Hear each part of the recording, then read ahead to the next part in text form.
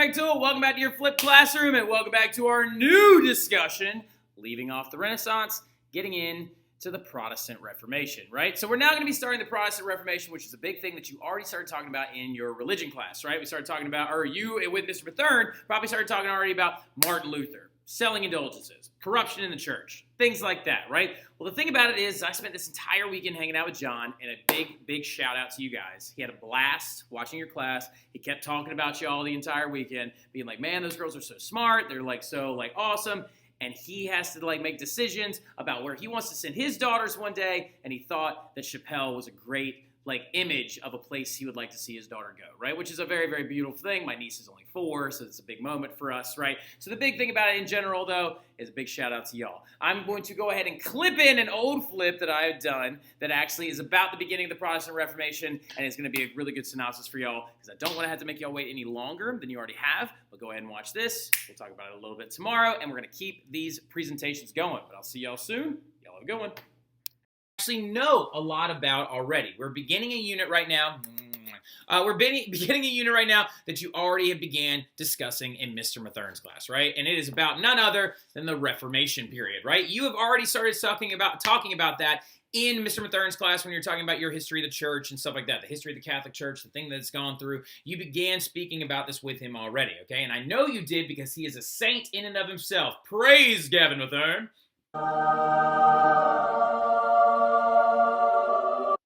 I know. All right, so now, but what about it is that how does this relate to what we just got done talking about, right? How does the Reformation relate to the Renaissance? Thank you, poo-poo. I appreciate it. So, how does it relate to all this different stuff? I love you too. Good Lord. All right, so, now, so the thing about it, though, is the Reformation relates directly to the Renaissance, right? It relates directly to the Renaissance because it all hinges on this idea, right? Humanism and the idea of questioning, right? So the Renaissance hinged around the idea of humanism. Question the world around you. Question the secular world. Okay, you got to get down. All right, so question the secular world around you, understanding the world around you, and understanding why things exist the way that they do, right? This is going to lead to an explosion of art. It's going to lead to an explosion of economics. It's going to lead to an explosion of a lot of different things. But of course, the big thing is that's your Renaissance, right? But what's going to happen when people began to question the central force in their lives, right? What's going to happen when people start questioning the church, really? So what's going to happen there, right? Because there was some stuff going on in the Catholic Church during this time period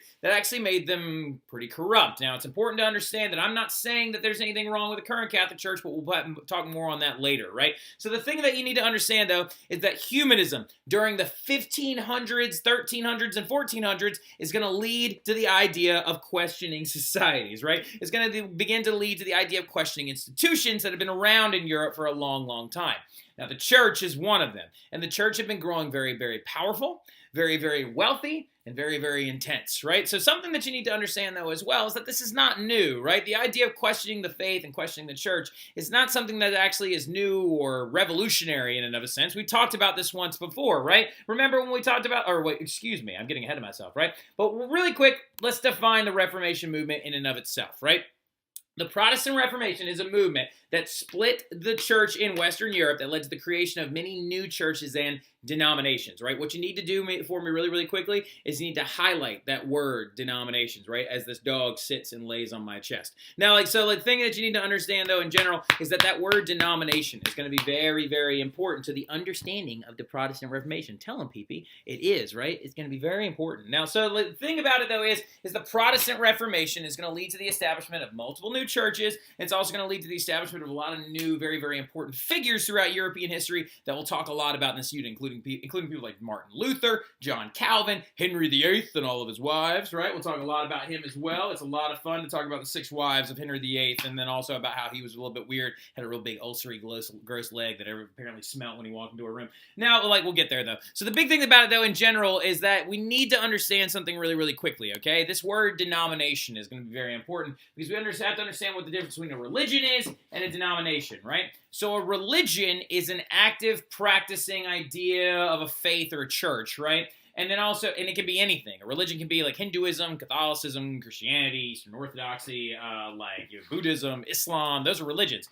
Denomination is a word that's usually used to actually relate more to the idea of the multiple churches that are going to pop up under the Protestant faith, right? So looking at this, like I said earlier, before I kind of cut myself off, Y'all, this isn't the first time that we've talked about like a split in the church, right? Like, so like the Protestant Reformation is just going to be a heavily different one because it's going to happen during the 1500s. It's going to actually affect us on the daily scale, right? For example, in the United States of America, there are more Protestants than there are Catholics, right? There are actually 42% of all practicing Christians in the United States. 42% are Protestants, right? So like, whereas there's a much smaller minority of, not 42, excuse me, 42% of all people that actively practice religion of some type in the United States are Protestant Christians. I think it's like 23% are Catholics, right? So it's like half. So the thing about it, though, in general that you need to understand is, where did Protestantism come from? Where did it all start?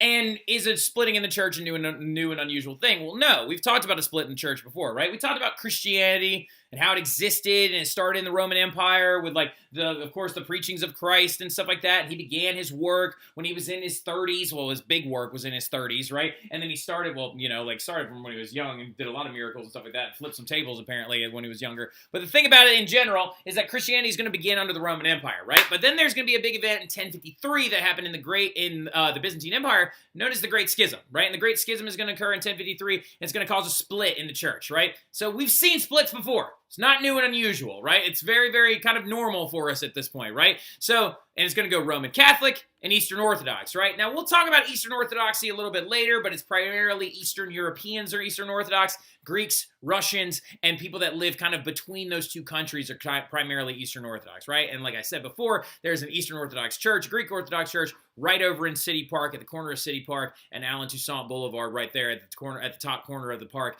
The Greek church that holds Greek Fest every year. That's an Eastern Orthodox church, right? Well, the Roman Catholic Church is going to begin its active practicing focused in Rome in the 1050s, okay? Now, of course, during this time period, this is going to be the Middle Ages, okay? And they're going to begin to grow and prosper, and then they're going to collect tithes, and they're going to do all this other stuff, and they're going to be led by a pope, whereas the Eastern Orthodox Church is not.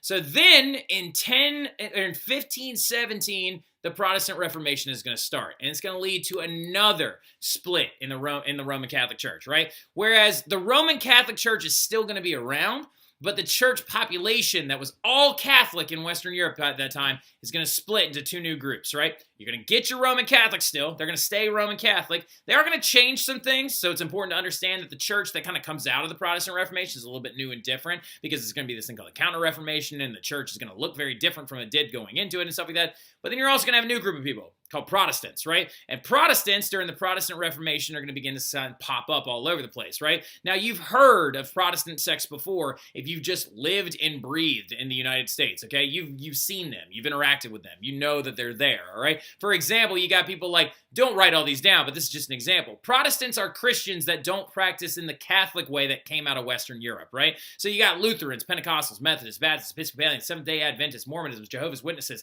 different types of Calvinists as well. All of these different types of people, if you are a practicing Christian but not Catholic, you are usually referred to as a Protestant, right? So these right here, those different things, Lutherans, Pentecostals, Methodists, Baptists, Episcopalians, Mormonisms, all those things, those are denominations, okay? So it's something that you need to understand. What I'm getting at in this entire idea is explaining to you what a Protestant is, right? Because a lot of people think that Protestants aren't Christians, but they are, all right? So like, and when I say a lot of people, I mean people in predominantly Catholic cities, okay? So something that you need to understand is that being from New Orleans, okay, you are in a predominantly Catholic city, going to a Catholic school, you are predominantly surrounded by the Catholic faith, right? You have to understand that there are a lot more Protestants out there, right? There are, like, for example, I was raised Baptist, right? It has very different rules and very different guidelines than Catholic churches do, right? For example, in a Baptist church, you have to choose to be baptized when you're older, right? When you're like in about 13, 14, 15, whereas in Catholic churches, you are usually baptized as a child, right? And actually in Europe during this time period in the 1500s, you were always baptized as a child in the Catholic Church, okay?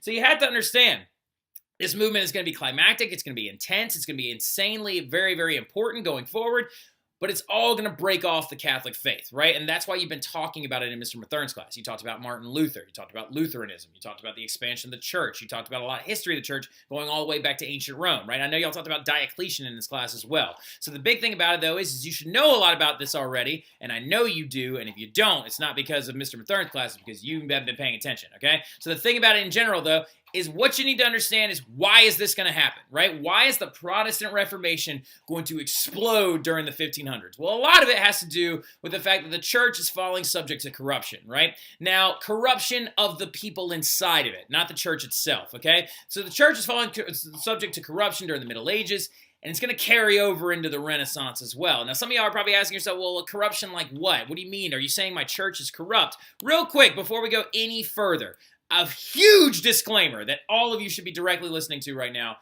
In no way is Mr. Terry saying that the Catholic faith or the Catholic Church is corrupt in the modern era.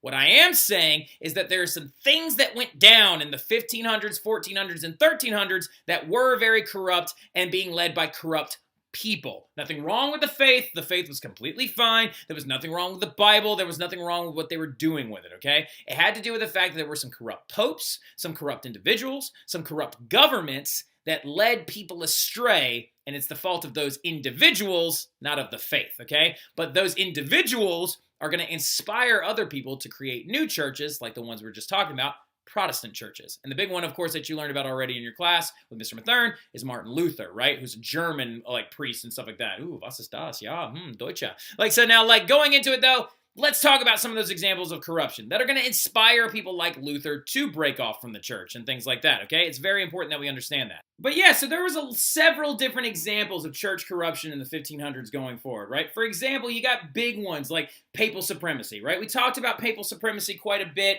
when we were actually studying the growth of the church during the Middle Ages, right? Because popes are going to begin to get into like political feuds with different kings and rulers and stuff like that. Bad popes are going to start running the papacy a lot like monarchs, okay? More like monarchs of states. They're going to wage war. They're going to tax people. They're going to lead really lavish lives and stuff like that. For example, Julius II is a really, really big one, which we'll talk about down here a little bit. And Julius is going to be a very heavy figure when we go over all this stuff. But Julius is the same pope that actually paid Michelangelo to paint the Sistine Chapel ceiling. He actually would wage war and stuff like that, tax people very heavily, and do a lot of other different very, very corrupt things, right? And the guy also died from, like, syphilis, right? Like, which is, of course, like something that kind of a red flag for a pope in general.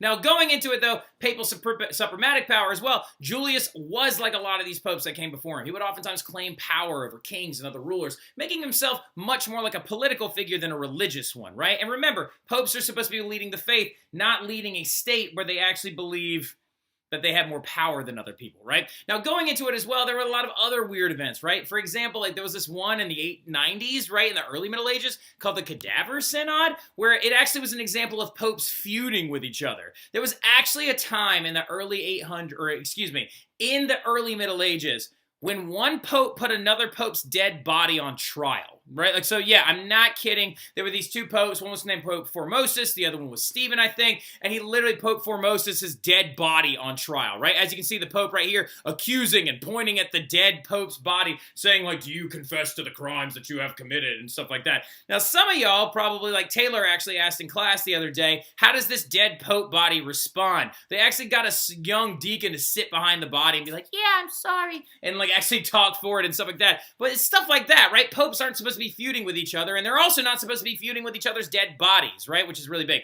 Also, after the trial was over, they actually cut off that dead pope's blessing fingers and drug his body through the streets of Rome and then hucked him into a river. But then people got really upset about it because they liked Pope Formosus a lot, and then Stephen actually ended up getting exiled. But the thing about it in general, though, is maybe we don't put dead bodies of other popes on trial by other popes, right? That's another example of church corruption, how things were getting kind of out of hand, right? That they're feuding and like kind of like literally like arguing with one another, even after they're already dead. Another big one, though, as well, was the Inquisition, right? We talked a lot about the Inquisition when we talked about the idea of trying people for heresy as if you were a political court and stuff like that, which is going to lead to torture and execution. One of the most famous people executed by an Inquisition was Joan of Arc, who was burned at the stake by the English Inquisition, trying to use her as a figure of non-holiness against another place at war, which is crazy because she's now canonized as a saint, and the English Inquisition burned her at the stake as a witch, right? So it's very big to understand that the Catholic Church was actually putting people to death during this time period, was torturing people during this time period, was hunting people down as witches during this time period and stuff like that.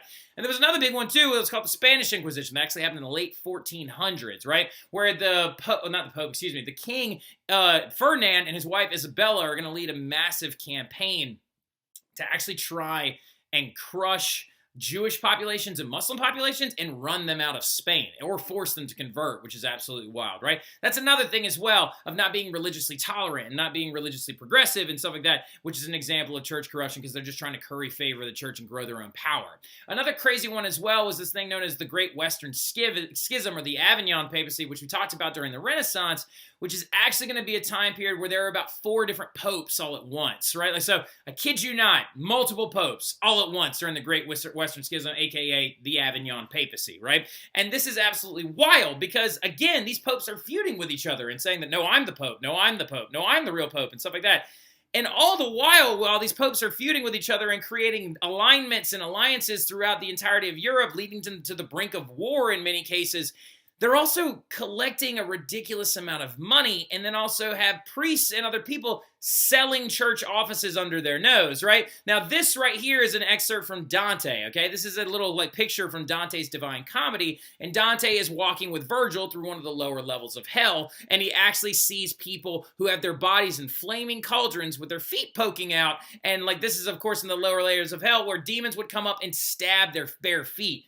Who are these people that are in these cauldrons? Well, they're priests, right? Even according to Dante, there was a corruption in the church. He wrote his book in the 1330s, right? And he actually was saying, oh, they're people that were accused of simony. Now, I know you learned this word in Mr. Mathern's class as well. There were priests selling church offices to make money for themselves, right? And there was also a big problem with nepotism, where rich families would enter into the papacy and elevate themselves forward throughout the entire hierarchy and become fabulously wealthy through the papacy and the church itself. And the other one was another one called pluralism. Pluralism was where priests held multiple offices and multiple jobs, but collected all of the money for it on their own. But yeah, so that's it right there, C and F period. Y'all are going to wrap up your flip right there. That's the one you have for this break. Make sure you study it because we do have a quiz coming back, but I'll see y'all soon. Y'all have a good one.